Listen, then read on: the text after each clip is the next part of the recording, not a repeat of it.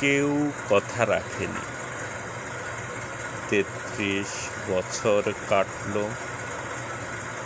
কেউ কথা রাখেনি। ছেলেবেলার এক গোষ্ঠমী তার আগমনী গান হঠাৎ থামিয়ে বলেছিল, শুক্লা দ্বাদশীর দিন অন্তরাটুকু শুনিয়ে যাবে। তারপর কত চন্দ্রভূপ অমাবস্যা চলে গেল, কিন্তু সেই গোষ্ঠমী আর এলো না।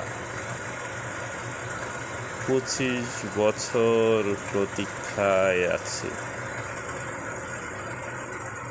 মামাবাড়ির মাঝি নাদের আলী বলেছিল, বড় হও দাদা ঠাকুর, তোমাকে আমি ৩ প্রহরের বিল দেখাতে নিয়ে যাব। সেখানে পদ্মফুলের মাথায় সাপ আর ভ্রমর খেলা করে। নাদের আলী, আমি আর কত বড় হব? আমার মাথায় এ ঘরের ছাদ খুঁড়ে আকাশ স্পর্শ করলে তারপর তুমি আমায় ৩ প্রহরের বিল দেখাবে? একটাও রয়্যাল গুলি কিনতে পারিনি কখনো। লাঠি লজেন্স দেখিয়ে দেখিয়ে শুষেছে লস্কর বাড়ির ছেলেরা।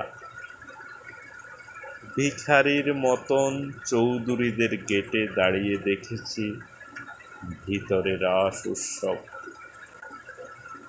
অবিরল রঙের ধারার মধ্যে সুবর্ণ কঙ্কণ করা পরশা রমণীরা কত রকম আমোদে হেসেছে।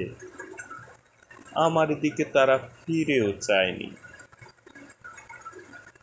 বাবা আমার কাজ ছুঁয়ে বলেছিলেন, দেখিস একদিন আমরাও।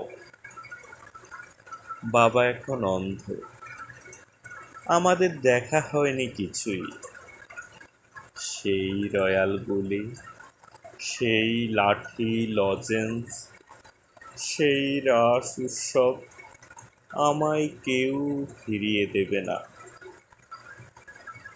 বুকের মধ্যে সুগন্ধি রুমাল রেখে বরুণা বলেছিল, যেদিন আমায় সত্যিকারের ভালোবাসবে সেদিন আমার বুকও এরকম আতরের গন্ধ হবে। ভালোবাসার জন্য আমি হাতের মুঠোয় নিয়েছি প্রাণ। দুরন্ত ষাঁড়ের চোখে বেঁধেছি লাল কাপড়। বিশ্ব সংসার তন্ন তন্ন করে খুঁজে এনেছি ১০৮টা নীল পদ্ম। তবু কথা রাখিনি বরুণা। এখন তার বুকে শুধুই মাংসের গন্ধ। এখনো সে যে কোনো নারী। কেউ কথা রাখেনি। ৩৩ বছর কাটল, কেউ কথা রাখে না।